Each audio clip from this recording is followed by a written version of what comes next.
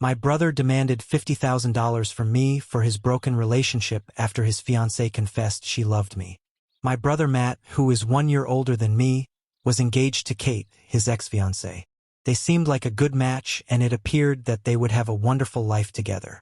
However, things didn't go as planned, and their relationship ended in large part due to me. Before you pass judgment, I need to describe what actually happened. Matt and I have always been close, and we even attended the same college where Matt met Kate. They struck it off fast and began dating seriously. Kate spent a lot of time with Matt and me in our college apartment. It didn't take long until she and I became pals. Initially, I was pleased to see how much she cared for my brother, and I admired her as his girlfriend. That's how I've always seen her, as Matt's girl with the potential to join our family eventually. But over time, I started to notice things about Kate that made me uneasy. She was frequently overly nice with me in ways that did not seem quite acceptable. I dismissed it at first, assuming it was her way of bonding with me as a potential sister-in-law. However, numerous ex-girlfriends of mine would bring up Kate in conversation. They told me how uncomfortable she made them feel when they came to visit me. According to them, Kate would act possessive of me around them, asking a lot of questions which made no sense given that she was with Matt and not me. I never paid much attention to these statements, supposing they were exaggerated or simply didn't want to believe them. But as more individuals brought it up, I realized there could be something to it. I once dated a girl named Sarah and everything went well between us. However, she abruptly ended our relationship. I was caught off guard and had no idea what had gone wrong. I eventually discovered the truth. Kate had ruined our relationship. When I brought Sarah over to our apartment, Kate would continuously mock her, put her down, and even bully her behind my back. Sarah later informed me that Kate made her feel unwelcome and insignificant, as if she did not belong in my life. That was not all. Kate went so far as to lie to Sarah, claiming that I was cheating on her with other people. That was completely false, and the worst part was that Sarah believed her without speaking with me first. It ached to know Kate had purposefully wrecked our relationship. When I questioned Kate, she acknowledged lying but showed no remorse. Instead, she excused her actions by claiming that she didn't think Sarah was right for me and was attempting to protect me from a relationship she didn't believe was good enough.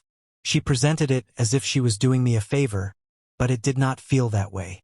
It seemed like an invasion, as if she had crossed a line she wasn't supposed to cross. This was not an isolated instance. Another time, I was dating a girl named Emily and things were getting serious. During Christmas, I decided to bring her home for the first time to meet my family. Matt brought Kate along as he normally did. I had high hopes for the holiday, thinking it would be an opportunity for Emily to connect with everyone. Instead, it became a nightmare.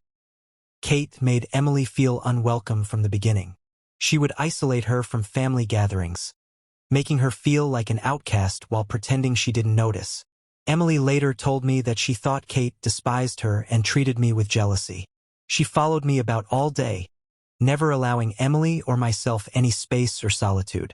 Eventually, Emily couldn't handle it any longer and we split up. These experiences made me feel stuck. I wasn't sure if Kate had feelings for me because she had never expressed them. I also didn't know how to handle this without producing a schism between my brother and me or inciting extra family turmoil. But at the same time, I couldn't ignore how Kate's actions affected my life and relationships. It was evident that something was wrong, and it was only a matter of time before things broke down. Then came my birthday. Kate handed me a gold chain with the letter K on it. It looked quite pricey. At first, I wasn't sure how to react. Giving me a necklace with her initials on it seemed weird, even inappropriate. This was not the type of gift you'd anticipate from your brother's fiancée. It seemed more like something couples would exchange. I nervously quipped that she must have confused the receiver, as the necklace appeared to be a gift for my brother Matt rather than me. Kate's face flushed with shame, and she explained how she had personalized the necklace particularly for me. She said she wanted me to wear it so I wouldn't get approached by every girl on the street. I made a nasty expression at her comment, and she must have seen it because she fell into tears and fled out of the room without saying anything. The entire situation felt awkward and uncomfortable, and I had no idea what to do. Later, I summoned the confidence to tell my brother about my concerns, hoping he'd understand why Kate's gift had upset me. But to my amazement, he ignored it completely. He pretended it wasn't a huge deal for Kate to give me anything like that, telling me that Kate loved me like family and I shouldn't overthink things. When I brought up Kate's previous occurrences and strange conduct, my brother replied that she was simply a highly protective person and that her behavior meant nothing else. To avoid unnecessary drama, I decided to drop the topic with him. He was clearly delusional. But following the incident, I made a concerted attempt to distance myself from Kate. I was nice and respectful whenever I was around her, but I avoided spending time alone with her or conversing with her for longer than necessary. I assumed that providing that distance would help create clear boundaries and that she would finally leave me alone. When my brother and Kate graduated, I expected to spend less time with Kate, but that did not happen. Kate began phoning and texting me practically daily. Even when I ignored her calls and responded briefly to her texts, she didn't seem to receive the message. Her persistence perplexed me, and I couldn't understand why she continued to see so much attention from me when her priority should have been my brother. Then Daisy entered my life. I met her at a party through common friends, and as soon as we started talking, I realized she was unique. Daisy is the love of my life, and I'm so grateful we met. Kate's behavior at family functions followed the same old unpleasant pattern. Every time she met Daisy, she would try to bully Daisy in the same manner she had bullied my ex-partners. But this time, something was different. I was older, more self-aware, and far less tolerant of her shenanigans. Whenever Kate crossed a line, I stood up for Daisy and warned her to back off. But I also have to admit that Daisy does not require my protection. She is strong, confident, and refuses to accept disrespect. One event stood out in particular. Kate chose a seafood restaurant for our family meal despite knowing Daisy was terribly sensitive to shellfish. She obviously wanted Daisy to sit out, expecting she would feel ostracized and embarrassed. When I discovered what was going on, I absolutely refused to attend the dinner. Daisy did not remain silent either. She informed everyone that Kate had purposefully chosen a place where she would be unable to eat. Kate attempted to play innocent, stating she had no idea Daisy's allergy was such a major deal. When it didn't work, she became rude, insulting Daisy by claiming that only weak people had such allergies and accusing her of faking them for attention. That was the breaking moment. My parents recognized Kate's callous behavior and called her out on it. I also insisted Kate apologize to Daisy on the spot. She seemed outraged at me for siding with Daisy, as if she expected me not to support my own spouse. She whispered an unconvincing apology. In the end, my dad, Daisy, and I went out to another restaurant while Kate and my brother ate at the seafood restaurant. Daisy and I carefully avoided Kate following this incident. Fortunately, my parents were on the same page. They saw Kate's odd conduct and did not pressure me to involve her in my plans. They understood and supported my decisions, making things easier for me. My brother Matt was the only person who remained to support Kate. He would regularly approach me and plead her case. He told me how Kate was hurt that I wasn't spending more time with her and how Daisy had pushed a wedge between us. He'd reminisce about the good old days, attempting to persuade me to visit him and Kate more often so the three of us could hang out like we used to. But I had no desire to turn back the clock. I made it obvious to Matt that Daisy was a vital part of my life right now, and she was not leaving. I told him that if Kate couldn't accept Daisy or recognize her role in my life, there was no place for me in their small group. I wasn't going to place Kate's sentiments over my partner's well-being or jeopardize the life I was creating with Daisy. It was a difficult conversation, but it needed to be had. My brother and I developed a strained connection over time. When my brother got engaged to Kate, he invited me and Daisy to an engagement party with the rest of the family. I wasn't looking forward to seeing Kate again, but for my brother's sake, I decided to set my sentiments aside for one night. Little did I know, that night would be a disaster that none of us would ever forget. Kate stared at me from the time we arrived. She approached me and offered me a lengthy, prolonged hug, which made me uneasy. I observed that she was drinking extensively all night. She was noisy, emotional, and obsessively focused on me and Daisy. She continued to flirt with me, stroking my arm needlessly and making improper remarks. It was awkward, to say the least. I did my best to avoid her without raising a disturbance, but my attempts to separate myself just made her angrier. Matt stood up to make a toast to commemorate their engagement. Kate pulled the microphone from his hand in the middle of his address. As the entire crowd watched, Kate began a rambling and disjointed confession. She told everyone present that she had been living a lie for years. She appeared inebriated and her speech was slurred.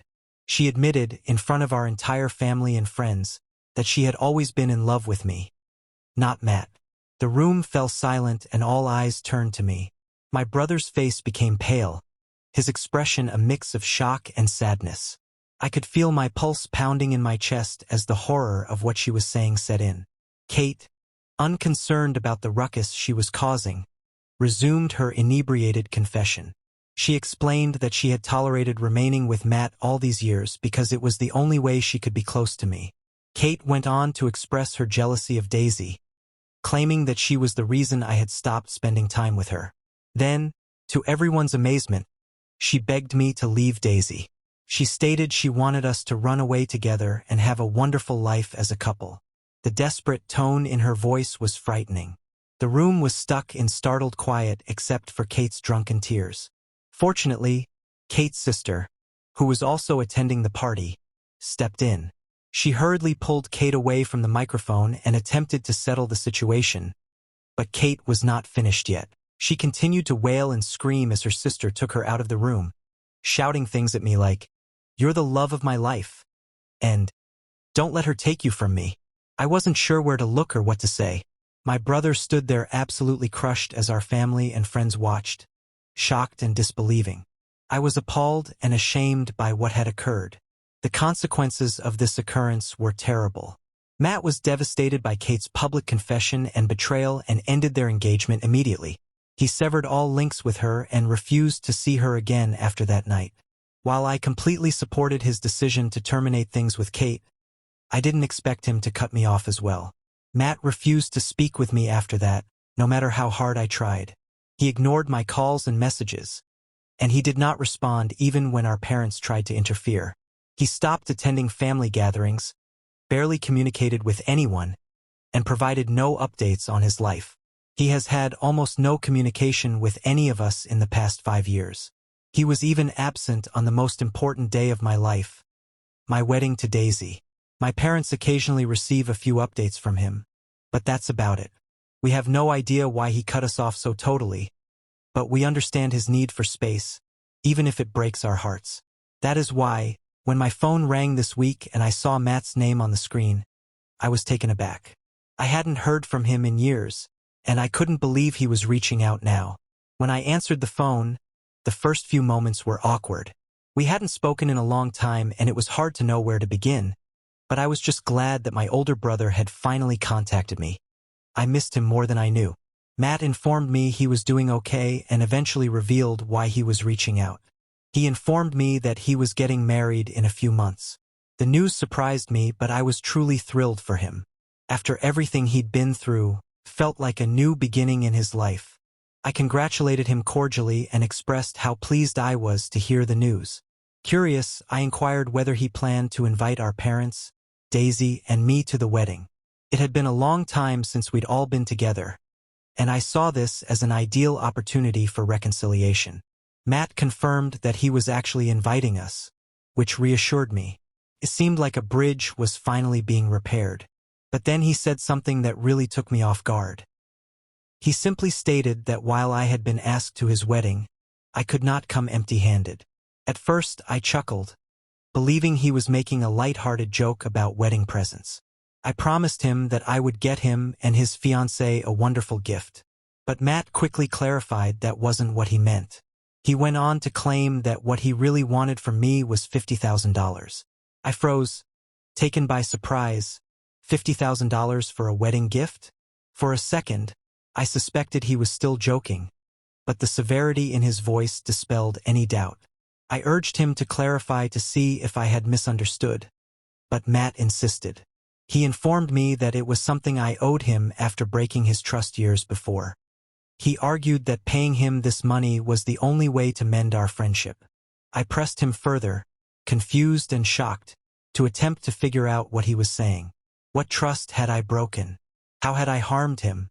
That's when Matt mentioned Kate. He described in great detail how his ex-fiancée proclaimed her love for me at their engagement party. He told me how ashamed and deceived he felt that night, standing in front of his family and friends while his life fell apart. Matt blamed me for his disgrace and emotional agony. He claimed that I should have known Kate's feelings all along and done anything to avoid her disclosure. He criticized me for not setting stricter limits with her and for failing to recognize the warning signs sooner. Matt told me that the day Kate professed her love to me, he experienced a significant emotional and social loss. He said that the incident harmed his reputation, broke his confidence, and left him emotionally wounded.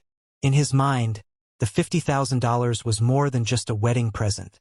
It was compensation for the agony and humiliation he felt I had caused him. He saw it as an opportunity for me to take responsibility and make things right. Obviously, I informed Matt that I couldn't do what he asked. I informed him that he was insane for even suggesting something like this. But Matt persisted, giving me a few days to rethink, implying that if I did not pay him the money, our relationship would be gone forever.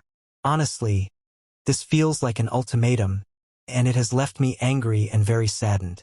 My wife believes my brother has lost his mind, but some of my cousins agree with Matt. They believe I should at least consider compromise and compensating him, as he has suffered greatly as a result of my actions. Okay, Reddit, here's an update. Matt's demand has stunned my parents just as much as it has me.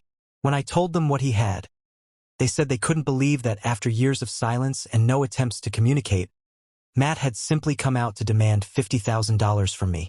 They were upset on my behalf, especially given the emotional toll the issue with Kate had taken on me and Daisy. My folks were fully on my side, and we were now preparing a proper sit-down with Matt to resolve these concerns once and for all.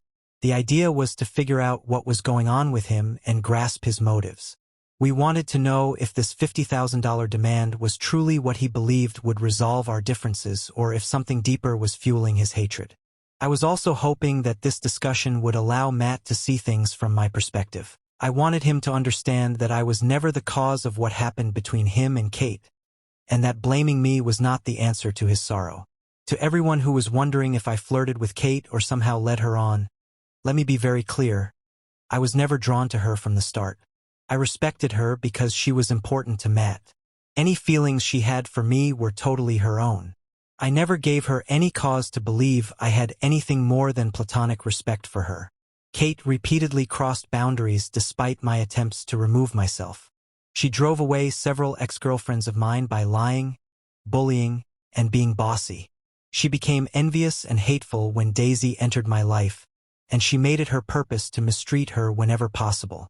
Matt wasn't immune to her actions either.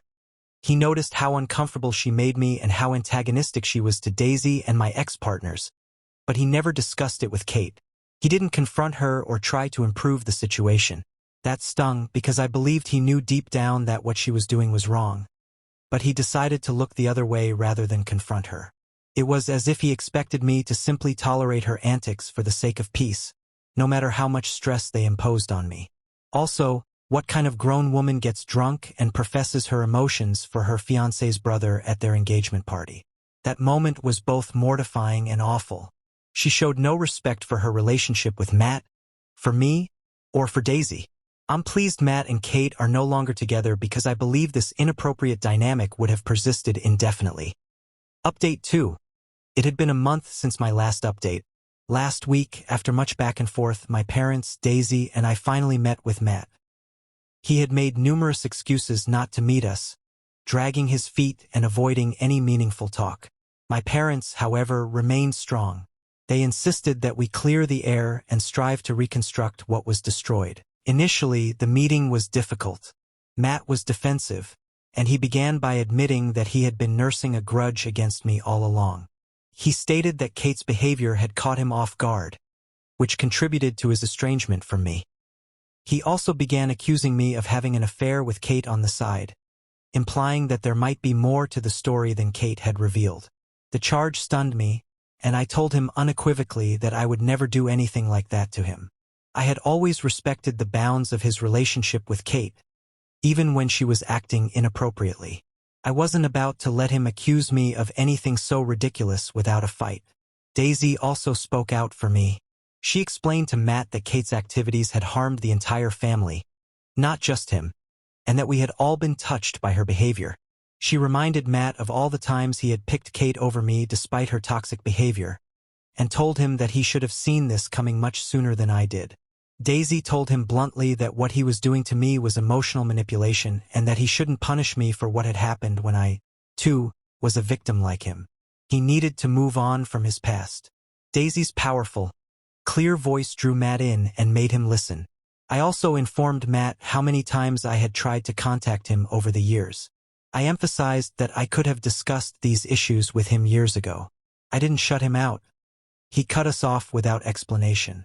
This was when Matt informed me that he had been too humiliated to face me back then, that everything had been so overwhelming for him, and that he believed cutting us off was the best move for his mental health.